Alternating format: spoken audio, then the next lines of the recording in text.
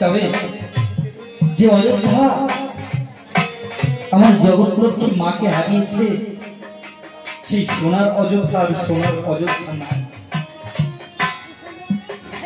জগৎলক্ষ্মী ভিন্ন এই সোনার অযোধ্যা শ্মশানে পরিণত হয়েছে।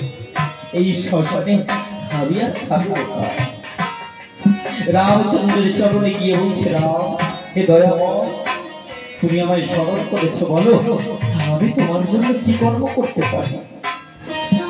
রামচন্দ্র হনুমানকে বক্ষে জড়িয়ে দিয়ে বলছে, হনুমান আজ আমি মহা বিপদে পড়ে তোকে স্মরণ করেছি। জানি জানি তো তুমি বিপদে না পড়লে তুমি আমার স্মরণ করবে না। বলো। রাম বলছে, হনুমান তুরঙ্গনগর মেঘরাজ ভবন থেকে তুই আমার জন্য একটি অষ্টম বর্ণের অশ্বকে এনে দে। যে অশ্ব নিয়ে আমি যজ্ঞ করে আমার দেহের পাপ থেকে বিনাশ করব। হনুমান বলছে, বেশ। তুরঙ্গনগর মেঘরাজ ভবন সে তো অনেক দিনের পর, সে দয়াল রাম, তবে তোমার আশীর্বাদ থাকলে তবে আমার কাছে অসম্ভব বলে কিছু থাকে না। তুমি আমায় শুধু আশীর্বাদ করো। এই বলে হনুমান রামচরণ বন্দন করছে আর নিজের মনকে বলছে, একটিবার মধুর সুরে রাম সীতা জয়ধ্বনি করে ওঠো। সেই তুরঙ্গনগর মেঘরাজ ভবন আমাকে যেতে হবে। ও বলো জয় সীতারাম, জয় সীতারাম। একবারে বলে আমার মন, আমি অর্ষয়া নিতে যাব ওই মেঘরাজ ভবন। জয় সীতারাম, জয় সীতারাম বলে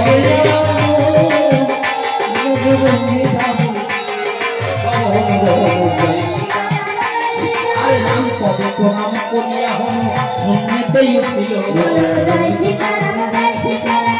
বাহু তুলে জগমগনে রাম ছিল। এমন মধুর রাম নামে মন দণ্ডে দণ্ডে। তোমার বৃক্ষ সম পাপ থাকিবে একদিনে সেই সঙ্গে। এমন মধুর রাম নামে মন তাকে ওঠে ঢেউ।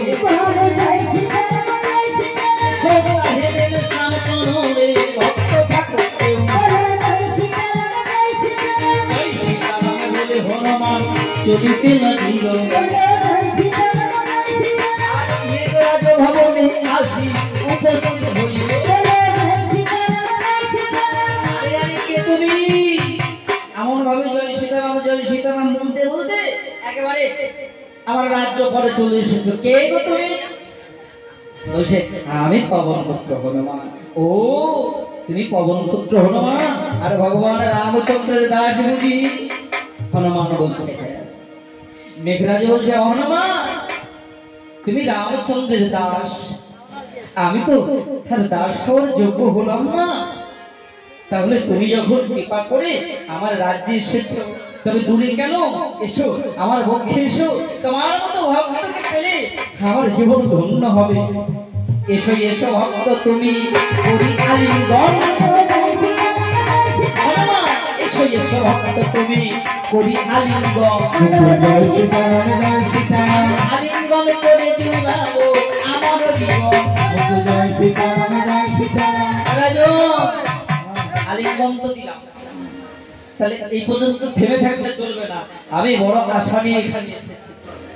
প্রভুদয়াল রামচন্দ্র তার শরীরে ব্রহ্মহত্যা পাপ বিরাজ করছে, আর সেই পাপ থেকে মুক্তি পাওয়ার জন্য অষ্টম বর্ণের অশ্ব দিয়ে যজ্ঞ করতে হবে। এই অশ্ব নাকি আপনার অশ্বশালায় আছে, কৃপা করুন অশ্বটি আমায় দিন। মেঘরাজ বলছে, হনুমান 18টি বছর ওই অশ্বকে আমি লালন পালন করেছি। কেন জানো? ওই অশ্বটিকে নিয়ে আমি যজ্ঞ করব বলে। যাকে পাওয়ার জন্য আমি যজ্ঞ করব, সেই দয়াময় রামচন্দ্র যখন আজ যজ্ঞে ব্রতী হয়েছে, কি লাভ আমার যজ্ঞ করে? যাও, ওই তো দুই অশ্বশালা। তাই মেঘরাজ আমার অশ্বশালাটি হনুমানকে দেখিয়ে দিয়েছে। অশ্বশালায় ধীরে ধীরে গিয়ে হনুমান দেখতে পায় শত শত অশ্বের মাঝখানে সেই অষ্টপর্ণের অশ্বটি দাঁড়িয়ে আছে। আহারে, মনে হয় আকাশ থেকে শত সূর্যের উদয় হয়েছে অশ্বর বদন কমল। মনে হয় সাত রং রামধনু নেমে এসেছে অশ্বের প্রতিটি অঙ্গে। অশ্বটিকে সেখান থেকে অশ্বশালা থেকে বাহিরে নিয়ে এসে হনুমান মনে মনে করে, হনুমান, এই অশ্বের পৃষ্ঠে আমি আরোহণ করে যদি যাই, মুনি ঋষিগণ এই অশ্ব দিয়ে যজ্ঞ করতে নাও পারে। পৃষ্ঠে উঠলে হবে না, তাহলে পদব্রজে যদি যাই, হেঁটে হেঁটে যদি যাই, অনেক সময় লেগে যাবে। তাহলে রাম নামের শক্তি যখন আছে, তাহলে কিসের এত চিন্তা? তাই হনুমান কি করছে? বিশ্বম্বর মূর্তি ধারণ করে অশ্বের চারি পা ধরেছে। ধরে কি করলেন? এবার চারি পদ ধরি অশ্ব করি তুলিছে মাথায়।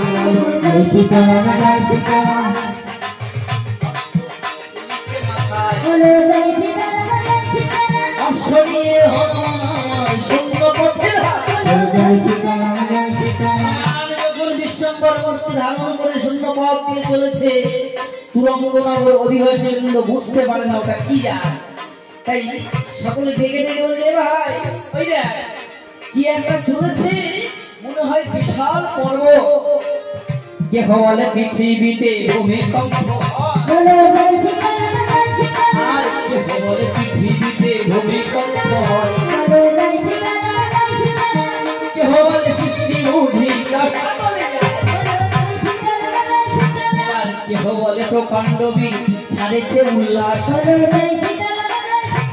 কেহ বলে ভাঙ্গ বুঝি ছিঁড়ি কৈলাস,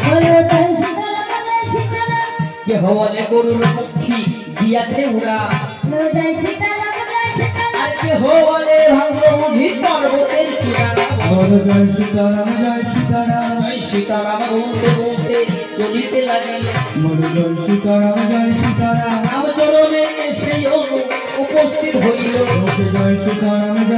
প্রভু, তোমার অশ্ব নিয়ে এসেছে, এবার তুমি আমায় বিদায় দাও। রামচন্দ্র বলছে, হনুমান তুই চলে যাবি? হনুমান বলছে, প্রভু, এই লক্ষ্মী ছাড়া রাজ্যে আমি আর দাঁড়াতে পারছি না।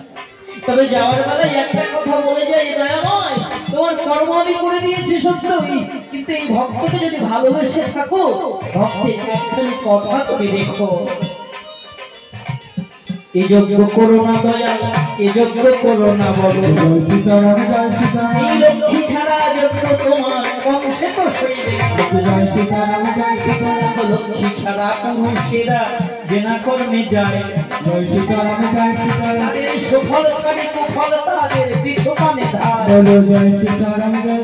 হনুমান বলতে বলতে চলে গেছে। কদলী বনে গিয়ে আপন মনে আবার রাম ধ্যান করছে। রামচন্দ্র পাপ থেকে উদ্ধার হওয়ার জন্য হনুমানের কথা শুনল না। তাই মহর্ষিগণদের ডেকে ডেকে বলছে, মহর্ষি না, এবার আমায় কি করতে হবে? মুনি ঋষিগণ বলছে, রাম, এবার তুমি ওই অশ্বির ললাটে একটা জয়পত্র বেঁধে দাও। যে জয়পত্র ললাটে ধারণ করে অশ্ব চতুর্দিক ভ্রমণ করবে, চতুর্দিক থেকে বিজয়ী হয়ে তোমার অযোধ্যায় যখন পৌঁছাবে, তুমি অশ্বকে নিয়ে যজ্ঞ করতে পারবে। সেই রামচন্দ্র কি লিখছে? অযোধ্যা ভূপল রাজা দশরথের চারিটি নন্দন, রাম ভরত লক্ষ্মণ আর ৩০ পুত্রগণ,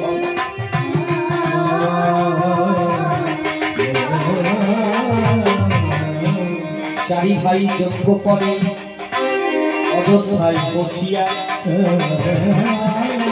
যথাপতি হইলে এই যজ্ঞের অস্ত রাখিবে বান্ধিয়া বান্ধিয়া। যথাপতি হইলে তবেই এই যজ্ঞের অস্ত বন্ধন করবে। বন্ধন করিয়া দেওয়া যুদ্ধ নাহি করে গাধা হয়ে জন্ম নেবে কোন গাধীরই উদরে। মহর্ষিগণ বলছে রামচন্দ্র এত অহংকার ভালো না। রাম বলছে মহর্ষিগণ এ কথা আমার বেদনা থেকে আমার মনের ভিতর জ্বালা থেকে একটু করে উঠে এসেছে। যে জগৎ তার জগৎ মাকে অসতী বলে কাটি দেয়, আমার জগৎগুলো খ্রিস্টিটাকে আমার বুক থেকে কেড়ে নেয়। সেই জগৎকে আমি দেখিয়ে দিতে চাই সীতা অসতী নয়। আজ দেখাতে চাই কোন সতী মায়ের সন্তান আছে এই ত্রিভুবনে।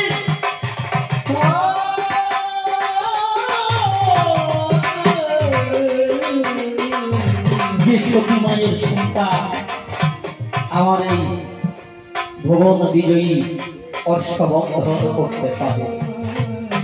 তাই অহংকারে দেখিলাম জানি